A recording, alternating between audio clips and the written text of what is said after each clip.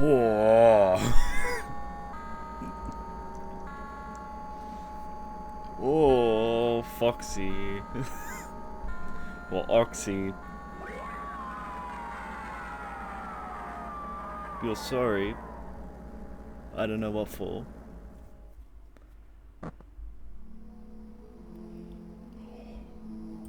Oh. I hadn't played this in a while before I noticed there was an update which made quite a few changes. Some of which were the balancing, even though I took a look and it said custom night remained unchanged. It might have just been one of those runs, but Foxy, he was playing it. He was cutting it very close. He did not. He wasn't holding back then. Okay. I had one door shut for so long because I didn't want to like take just a 2 second too long that I could be using to just watch him. I nearly ran out of power and Foxy nearly bolted out. Oh, okay. I don't know how to feel about Fumbo's mechanic, and I also mucked up at the end of that. Okay. It's a little more intense than I thought. But this game, in terms of style, it's meant to poke fun. It's an April Fool's joke, and it's this good. But it's meant to poke fun at those ransomware, virus game styles that many people were doing months ago. It's meant to poke fun at it, but it honestly gives it kind of that, probably the type people were more looking for, if that makes sense. It's hard to put it into better words, but it puts it in more of a light that I think people would have preferred over what was given, or what was initially given rather. And even if this is relatively simple in terms of gameplay, I enjoyed my playthrough. It was very, very good in terms of style.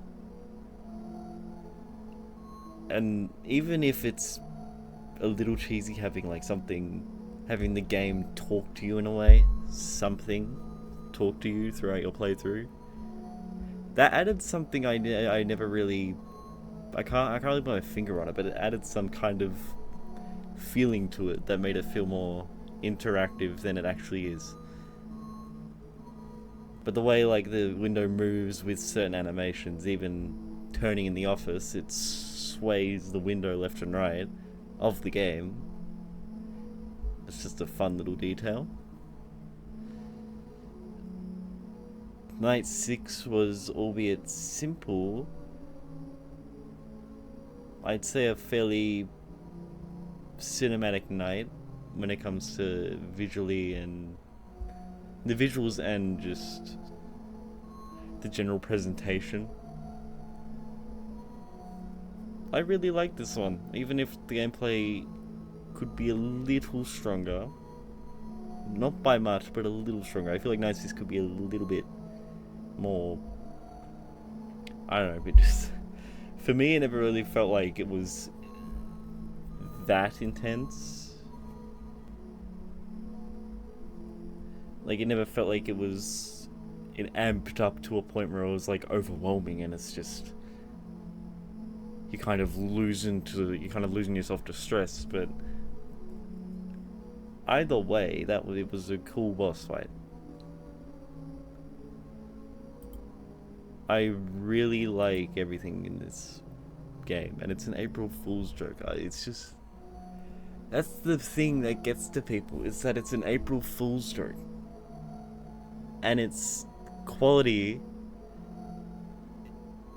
is honestly surprising. You can set this apart as an April Fool's game completely, and people wouldn't even think to begin with that it was made on April Fool's Day. Not made, pardon that. Free cameo. I don't know if I'll blur that. Forgot to turn it off. Oopsie. I haven't checked the menu. Do I get anything? Oh, I have to fill the star. I forgot. As much as I like this game, I honestly... I don't think I have all the time to put into 1, 2, 3, 4, how many? 5, oh, it's only 5, but you know. I like when there's variety in the challenges and it's not just certain sets of characters more or less being easier than the introductory nights. Well, I mean in the sense of like, well, really pretty much base game, you know what I mean. I don't know why there's no fancy wording needed there. But yeah, I really enjoyed this. With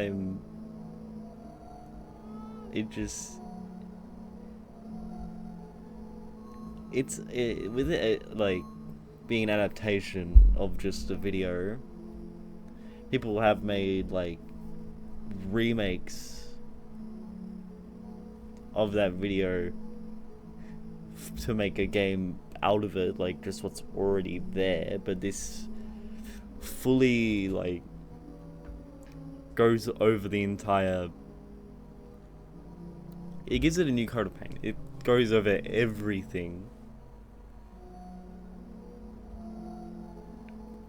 and just enhances it in numerous ways just to kind of make it feel like a proper game. I don't know how to put it. Just, this is cool. It's very, very interesting. For an April Fool's joke, it's a very interesting experience. You start to lose the fact it's an April Fool's joke like halfway through. That's what happened to me. I'm halfway through playing the game and it's like I'm enjoying this and I forget it's even an April Fool's joke. Play this and just get hit with what is at the end. It's funny. Will I do this? Wishful thinking. I wish I could, but however, even if I do FNaF max modes, and most people, not to mean it in malice, you'd expect most of those people to be pretty much just stay up, do it, whatever stupid time. But I don't have that time. I have to get normal sleep. I'm weird. I'm not nocturnal. But this probably won't even happen, like, at all. I don't have 6 hours. I can't sit in this chair for more than 6 hours. Most of the time, I do get up. I get up, and I don't sit here for 6 hours. So I don't think I can last on this chair doing something for 6 hours straight.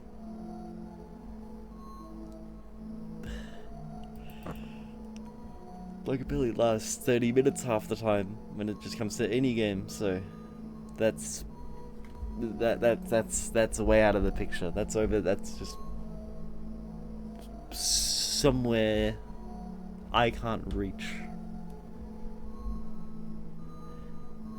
But yeah, I'll shut up. I just play this. Play FNaF 1 Remake. I beg.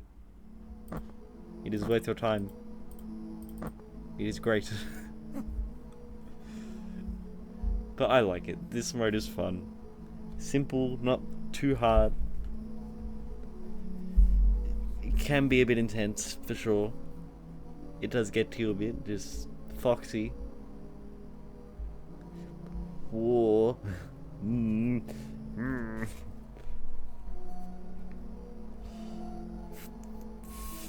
I'll just call him Freddy, because it's most recognizable, but yeah, Freddy's, he's a little annoying. I got pretty lucky with his positions in the cameras and also generally having to only deal with them in the office. Though ideally, the best luck you can get is when he's sharing the camera with Foxy. It's the greatest thing. You get 2 birds with 1 stone. But yeah, just awesome game. Highly recommend. Despite being an April stroke, it's still worth a shot. I hope you enjoyed the false Saviours max mode. Rather fitting. Not your greatest friends. And I wish you all the best. Bid farewell.